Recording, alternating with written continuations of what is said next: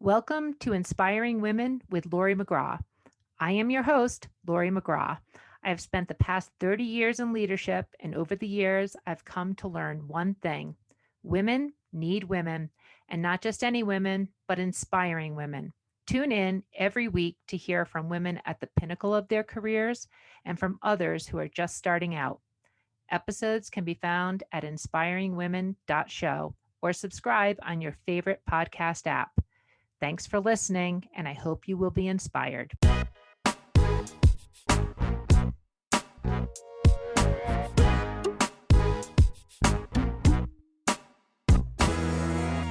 Welcome to another episode of Inspiring Women, and I am so pleased that today we have the opportunity to speak with Dorri McWhorter. Now, Dorri was previously the CEO of the YWCA in Metropolitan Chicago, but very recently has the new opportunity as being the CEO and chief of the YMCA in Metropolitan Chicago. So we're so excited to have the opportunity to speak with Dorri. Now, Dorri prides herself on being a socially conscious business leader, and she's committed to creating an inclusive marketplace by leveraging a multi-sector approach across business, civic, and community organizations. She is somebody who has a long history of business leadership, of relationship leadership in terms of involving many different organizations. She's also dedicated to empowering women as a member of organizations like Women in Entrepreneurship Institute. She's also a leader at the Women's Philanthropy Institute, and she's on the board of directors of many different organizations, as well as having some excellent degrees and experience and tremendous civic leadership. Dorri, I'm so pleased to be speaking with you today. Oh, thank you for having me. Well, this is just great. And congratulations again on your new role as the CEO of the YMCA. But as we get started in Inspiring Women, I always like to start out with sort of what are you doing now? What is your role? What are you doing? How do you show up at work? Sure. So, what I'm doing right now, as you mentioned in the introduction, I'm leading the YWCA Metropolitan Chicago and really, quite honestly, working through the transition to ensure that the YWCA maintains a successful platform that we've built over the last 8 years. So, that's been like all consuming right now. So, that's absolutely what I'm up to. And that organization, 140 years old, you really have, in just a short period of time, worked to transform that to a modern day organization. A 21st century enterprise is how I've heard it described. Can you talk a bit about that, Dorri? How do you take an organization that esteemed, established, old, and bring it into the 21st century?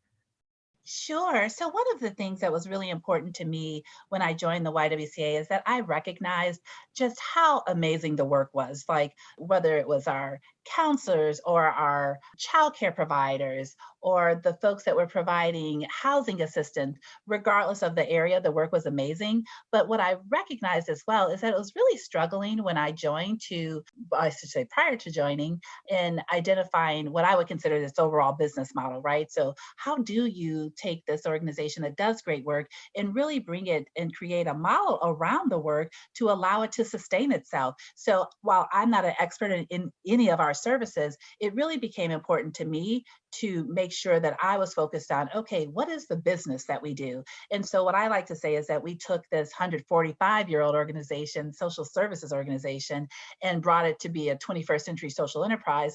And to me, that means that we're absolutely focused on creating social impact, but also recognizing that there's value in the impact that we're creating. And therefore, we're able to connect to different funding partners, different business partners, different government contracts. And so that allows us to sort of tap into what we're doing to create value to actually sustain the work as well. I like the comment, as a social enterprise from a social services agency. I mean, the mission of the YWCA dedicated to eliminating racism, empowering women, and promoting peace, justice, freedom, and dignity for all. I mean, those are the kinds of things that I think a lot of people can stand behind, but transforming it into more of an enterprise with business relationships and other things to sort of fuel the urgency of how to go about addressing those issues, I think is a whole different approach to the YWCA. Can you talk about how you sort of started to move and pivot? It seems like you've had to work with a lot of energy, a lot of urgency to make those kinds of big moves.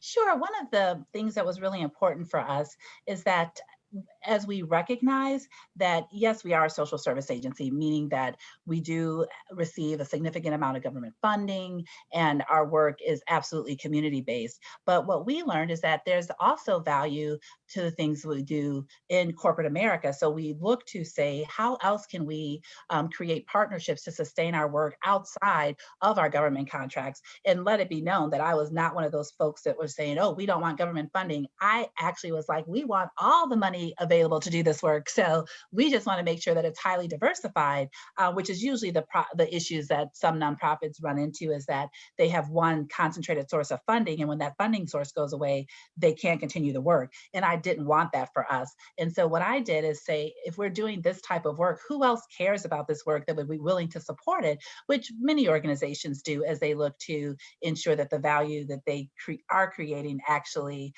gets supported. And so if you took a service that we were already doing, for example, our counseling services, and specifically in the sexual violence support area, as well as we were doing prevention education. So we were talking to children in schools and things like that. Well, we were able to translate that work to sexual harassment training for corporate America because we already had the foundation. So we were just expanding it. And so we renamed it and called it Safety at Work.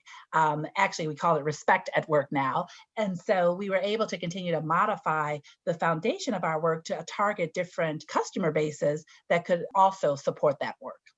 And Dorri, as you build those programs and those additional relationships and think about how to pivot programs, so I like this respect at work, and I can imagine that was pretty important in this sort of new environment where Zoom is sort of the, mode of operation for many businesses.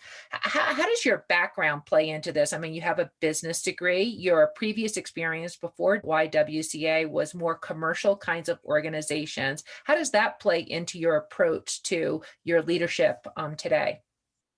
It plays such a strong role for me. A couple things. I recognize that as I looked at the YWCA and said, we are a business, we are participating in the same marketplace that everyone else is. So, how is it that we define our business so that we can pursue the partnerships and the relationships that we need to support our business?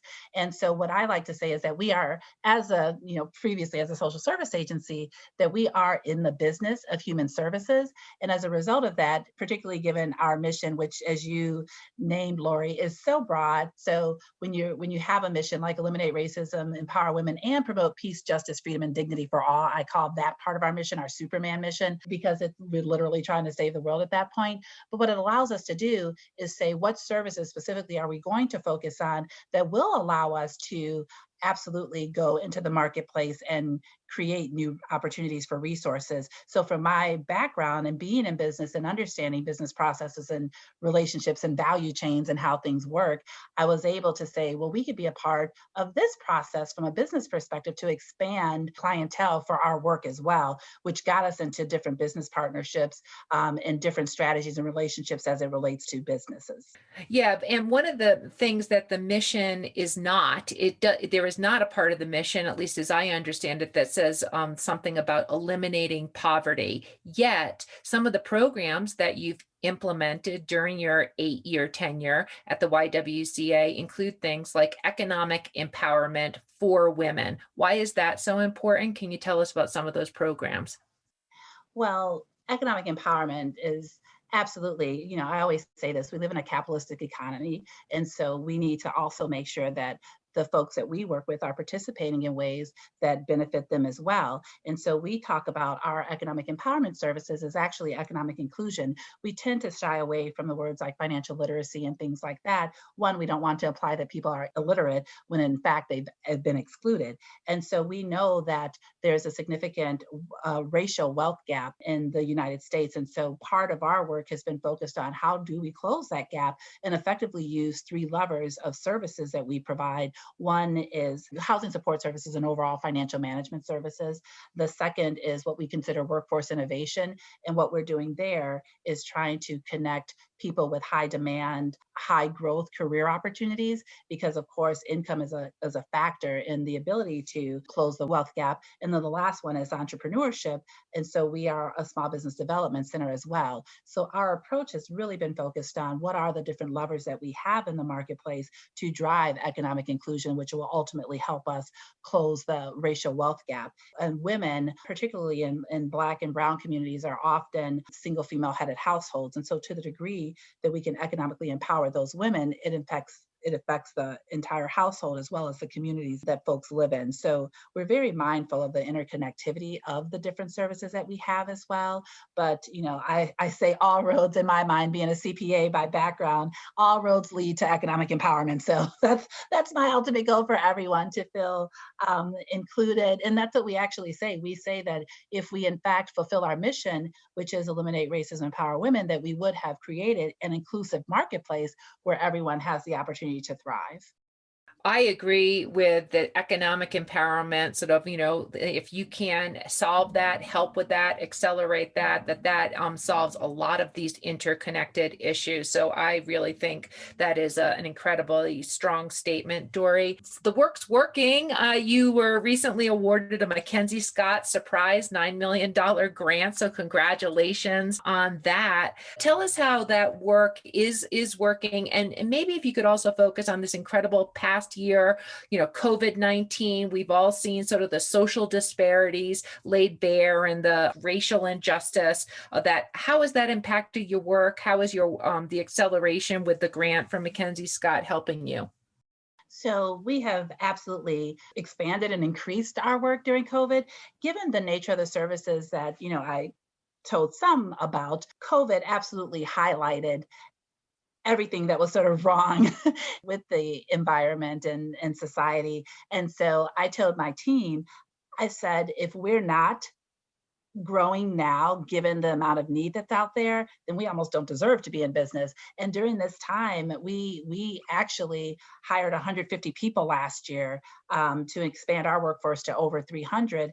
And a lot of those were opportunities driven by the impact of COVID. So we added health navigators to our staff to help people access, at the one time, it was COVID testing and contact tracing, and then that evolved to ensuring that people were going to access the vaccine. As one example, we were also able to expand food distribution and helping people access fresh hot meals, that versus some of the, I would say, the food that was being provided at the food pantries, which was fabulous, but we supplemented that by people knowing that they can come to our center to get a fresh meal. And so during COVID, we gave over 150,000 meals, as well as we were able to provide direct cash assistance through a number of generous partnerships that we had in the Chicagoland area. And so we were able to get over $500,000 out the door to families that needed that immediate cash assistance. One thing I'll say as well about the food distribution, part of what we were able to do with these fresh meals is that we were able to not only distribute the meals to the people that needed them in the community, but we sourced the meal from the local caterers in the community. And so with that effort, we actually were able to get an additional $500,000 back into the hands of small businesses by procuring the meals from them. And so we looked at everything we did very holistically, and we're still doing it, right? So everything we did during COVID and still doing very holistically to see how we could serve as many stakeholders as possible. And having a small business development center, of course, we were connected to already to some of the caterers that we were able to use, because we always like to say, particularly with our small businesses, everyone needs capital, but revenue is the best form of capital. And so to be able to drive revenue to those businesses was also very important to us. Well, that is a lot of activity, a lot of impact. Certainly, results for the stakeholders, the women that you serve.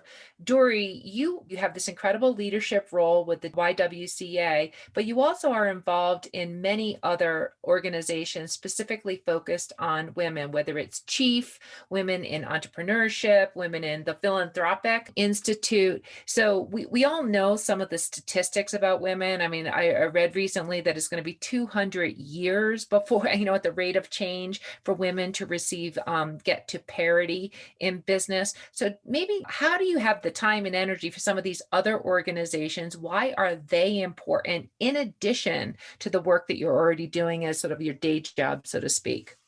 I appreciate that, Lori, because I look at it, I'm actually racing Elon Musk. I'm like, if he gets to Mars, I'm serious, Lori, if he gets to Mars before we create gender and racial equality on Earth, I'm going to be highly upset. And so I'm like, that 200 years thing doesn't work for me. We need to use every lever available in the marketplace to us, which is why I participate in some of these other organizations, as well as why we launched a Women's Empowerment Exchange Traded Fund on the New York Stock Exchange to hold corporations accountable for the women's empowerment that we're trying to do on the ground every single day as well. And so I literally look at, we have a marketplace that we all need to participate in. And so if we could leverage every single lever, not just the ones that are intentional for good, like philanthropic efforts, but we need capital market efforts. We need, of course, government efforts. We need business efforts. We need everybody to focus on equality and driving equity between gender and race, because that's the only way that as a society we truly advance. And so for me to hear the numbers like 200 years, which, pick a source, it's when I'm like, I stopped counting over 100 years, like it's way too long. And I just can't believe in our lifetime, as we've seen so many innovations, and including space travel, why can't we create equality? It is not that complicated. We actually have a saying at the YWCA, we have a hashtag, not that complicated. I'm like, relative to other things, it's really not that complicated. I actually had a chance to meet the woman who leads SpaceX, which is Elon Musk's company that's focused on getting to Mars. And I asked her how long it's going to take. And this was several years ago. And she said 20 years. It's not that complicated. We just have to build an atmosphere. And I sat there, I'm like, okay, if she can build an atmosphere in 20 years, like the things that we're dealing with here, we have to make them a priority to change them. And I just cannot believe, with all the amazing people, the innovative people that we have around the world, and particularly in Chicago, why we can't make these things happen. I love what you're talking about there, Dorri. And look, as I got prepared for just being able to talk to you today, I've heard you described as amazing, impressive, fierce, and that is clearly coming through. And just your passion for how you talk about those things. It isn't that complicated. But let's talk about you a little bit. It's because the audience here for Inspiring Women, really looks to women like yourself, and they ask questions like, how can anybody be a Dorri McWhorter? Is that possible? So let's just talk about that. In terms of your drive, your passion, where does it come from? Have you always had it? Can others have it?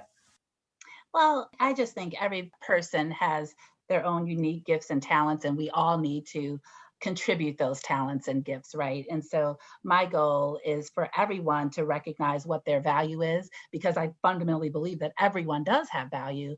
And so how can they optimize that? So ultimately, that's my goal. And it's unfortunate with certain random factors like gender and race devalue people for no reason. And so from my perspective, I think I've always felt this strong urge to, on one level, make the world a better place, but also just to make sure people feel appreciated and supported. And this has been something, people often ask me, well, sort of, when was my aha moment? I'm like, it's never been an aha. It's mostly been like a aha, like it's been my entire life. And I say that because even, it's documented. I wrote a letter to Santa Claus when I was 11 and a half years old. And I asked Santa, one, to make, for three things: one, to make everyone alive today be okay; two, to give a picture. Clearly, I was given a little pushback to show people that Santa was real. And then the third, to be my parents' accountant. And so I'm like, yeah, so it's been consistent that I want everyone to be okay. And I think business is an effective tool for change. So this is nothing new for me. It's just manifested in different ways. Even when I was at my accounting firm, I really leaned into how we treated our people, what the business processes were around not only our people, but even as I work with clients. So I just feel like we all have a place in the world and can contribute as much as we can to make the world a better place. And that could be, yes, doing community-based work like I get to do at the YWCA, but also it could be in the office cube next to you, and unfortunately, when we see such violence across the country too, in workplace, we see that workplace does make a difference in people's lives and how we treat each other in those places and what becomes of those folks in those places too. So I just feel like as long as we are interacting with people, we have an opportunity to do good wherever we may sit in the market. Well, Dorri, first of all, that's incredible. And your passion just really rings through in your comments. I'm feeling very inspired just listening to you. I think we'll close out on those comments. And if you have any sort of last words of advice for women who are either younger or aspiring in their own career journeys, what advice might you give them? I'll probably just give a quote that I absolutely love. And it's by Maya Angelou. And she says that if you're lucky, a solitary fantasy can transform a million realities.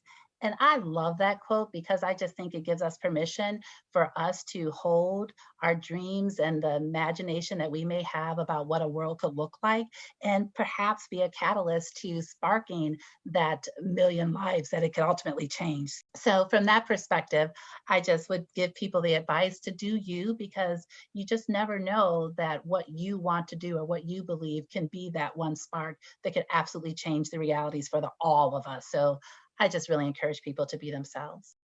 I am inspired just having the opportunity to hear from you, Dorri, and speak with you. So this has been an Inspiring Women conversation with Dorri McWhorter. And Dorri, thank you so much.